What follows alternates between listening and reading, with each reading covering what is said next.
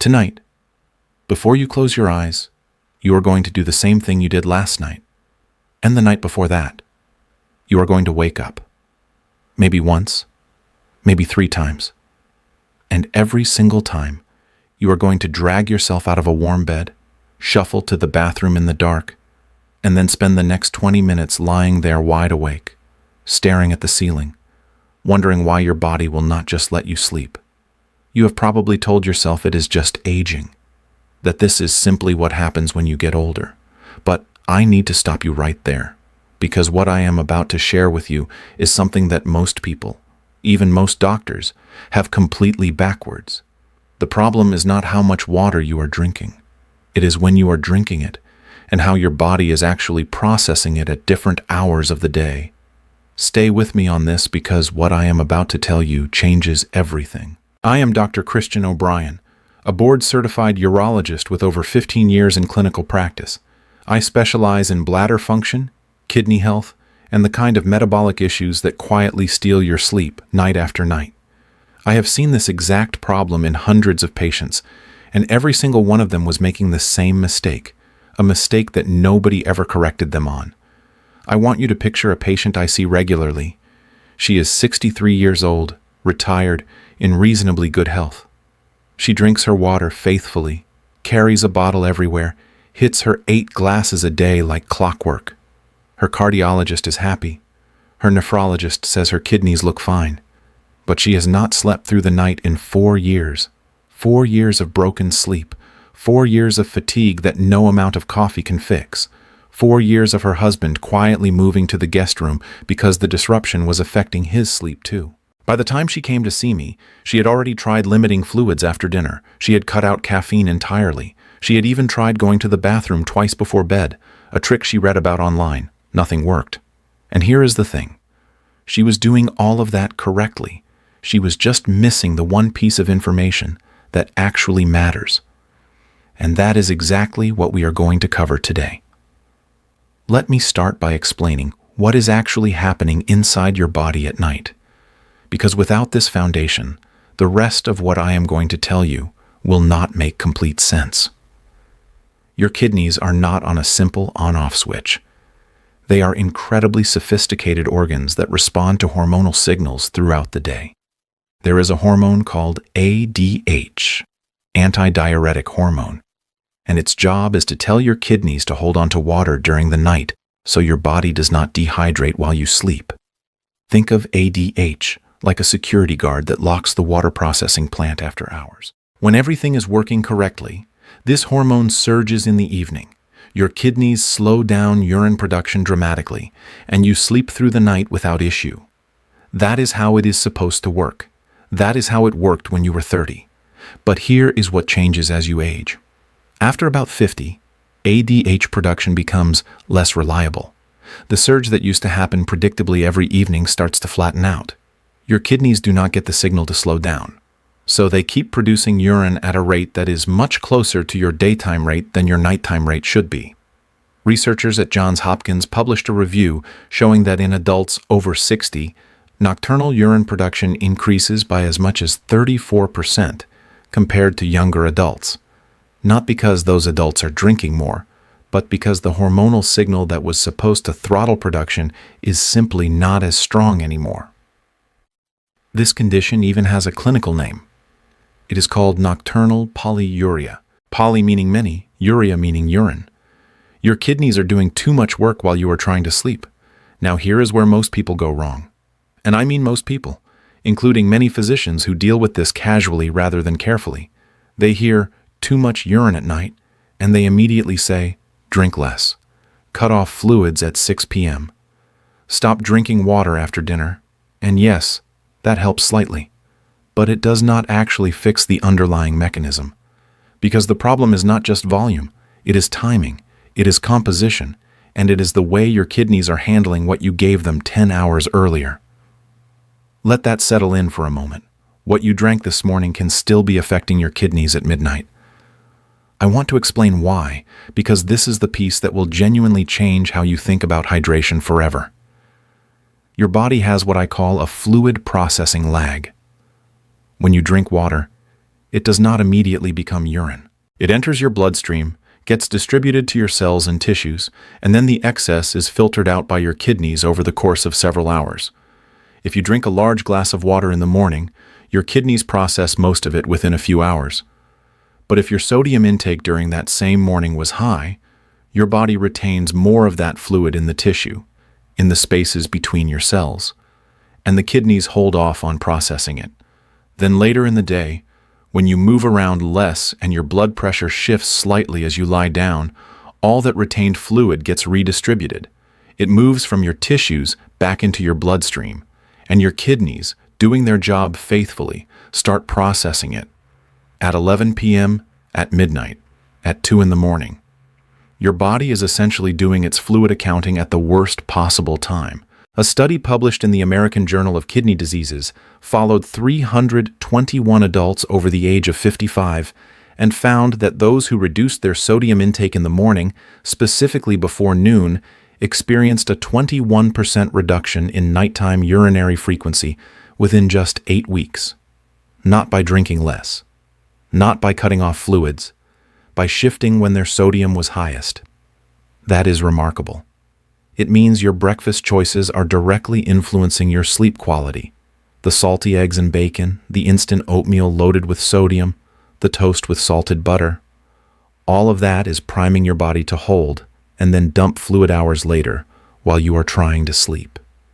This is a good time to mention that everything I am sharing with you today is meant to work alongside the advice of your own physician, not replace it. Especially if you are managing blood pressure, kidney disease, or heart conditions, please talk to your doctor before making significant changes to your fluid or sodium habits.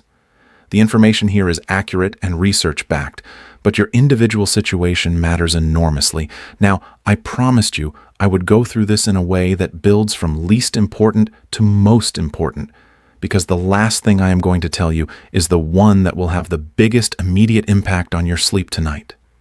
The first thing to understand is the timing of your largest fluid intake. Most people who drink 8 glasses of water a day drink the majority of it in the second half of the day. They get busy in the morning, forget to hydrate, and then play catch-up from noon onward. By doing this, they are essentially flooding their kidneys with fluid that needs to be processed during the very hours they are trying to wind down. The research on this is straightforward. A 2019 study from the University of Nagasaki tracked hydration patterns in 224 adults with nocturia, that is the clinical term for waking at night to urinate, and found that shifting 60% of daily fluid intake to before 2 p.m. reduced nighttime bathroom trips by an average of 1.4 times per night. That is not a small number. That is the difference between sleeping through the night and lying in bed wondering if it is worth trying to fall back asleep. The fix here is simple, but requires intention. Drink your first glass of water within 30 minutes of waking up. Drink consistently and generously through the morning. Aim to have consumed at least half of your daily fluid target before noon. Then begin to taper. Afternoon, moderate. Evening, minimal. If you are thirsty after 7 p.m., small sips only, not a full glass. The second thing to understand is the role of temperature, and this one surprises almost everyone I mention it to. Cold water and room temperature water are not processed the same way by your body. Cold water moves through your stomach faster. Your stomach wants to warm it up to body temperature before absorbing it, and when it cannot warm it quickly enough, it pushes it through more rapidly. This means cold water reaches your kidneys faster and in a more concentrated burst. Room temperature water, or slightly warm water, is absorbed more gradually. The kidneys receive a slower, more manageable flow. This is not a dramatic difference, but in the context of managing nighttime urination, every small factor compounds. If you are going to have a drink in the late afternoon, warm or room temperature is a meaningfully better choice than ice water. The third thing to understand is the relationship between your leg position during the day and your nighttime kidney load. And I need you to stay with me here, because this is counterintuitive in the best possible way. If you spend your afternoon sitting, and most of us do, fluid pools in your legs. It is the same principle as why your ankles swell on a long flight. Gravity works against you, fluid accumulates in the lower legs and feet, and your body does not process it while you are upright and still. But the moment you lie down flat, That fluid has nowhere to go but back into circulation. Your heart rate elevates slightly, your blood volume increases, and your kidneys respond exactly as they are designed to respond, by filtering out the excess at 10, 11, midnight. This is a hugely underappreciated cause of nocturia, and it has a surprisingly simple intervention. If you elevate your legs for 20 to 30 minutes in the afternoon, even just propping them up on a footstool or the arm of the couch, you allow that fluid to recirculate and be processed while you are still awake. Your kidneys clear it during the afternoon, not at midnight. A clinical trial published in the journal PLOS One followed adults over 60 with chronic leg swelling and nocturia and found that afternoon leg elevation for 30 minutes reduced nighttime urinary frequency by nearly 2 episodes per night in the group that complied consistently. 2 episodes per night is the difference between broken sleep and actual rest. If you are still watching, I want to thank you for sticking with me, because what I am about to share next is the part that I have seen make the most immediate, measurable difference for real patients in my clinic. This is the piece most doctors never connect for their patients. I also want to take just one moment to ask something of you. If this video is giving you information that actually feels useful, take a second to subscribe to this channel. It genuinely helps us reach more people who are dealing with exactly these kinds of issues in silence. Now back to what matters most. Let me tell you about Gerald. He was 68 when he came to see me, a retired electrician from Ohio, the kind of man who jokes his way through a medical appointment until you get to the part that is actually bothering him. Gerald was waking up 3, sometimes 4 times every night. He had been doing this for nearly 6 years. He had been told it was his prostate, which was slightly enlarged, yes, but not significantly. He had been given medication for it, which helped modestly but never solved the problem. His wife said she could set a clock by him. 11:15, 1:30, 3, sometimes 4:30, every night. Gerald told me he could not remember the last time he had felt truly rested. When I sat with Gerald and walked through his full day, not just his nighttime habits but his entire day, I noticed 3 things immediately. He drank almost nothing before noon. He was salting his food heavily at lunch and dinner, and he spent most of his afternoons in his recliner, legs down, watching television. I gave Gerald 3 changes, and only 3.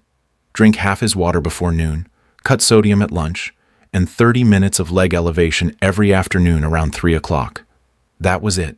No medication changes, no complicated protocol. 8 weeks later, Gerald came back for a follow-up. He was waking up once per night. Occasionally, not at all. His wife had moved back into the bedroom. He told me it was the first time in years he had woken up in the morning before his alarm. His energy levels, his mood, his concentration, all of it had shifted, not because we treated his bladder, because we treated when and how his body was managing fluid across the entire day. Gerald's prostate had not changed. His kidneys were the same. His ADH production had not magically improved. We had simply stopped giving his kidneys a reason to work the night shift. That is what this entire video has been building toward. Your kidneys are not your enemy. They are doing exactly what they are supposed to do. The problem is that we have been giving them the wrong inputs at the wrong times and then blaming them for the results. So let me pull all of this together into something you can actually use starting today. In the morning, drink water early and drink it often. Get at least half of your daily intake done before noon.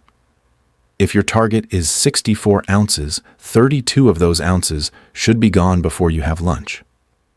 This front-loading gives your kidneys maximum working hours while you are awake and lets them wind down appropriately as the evening progresses.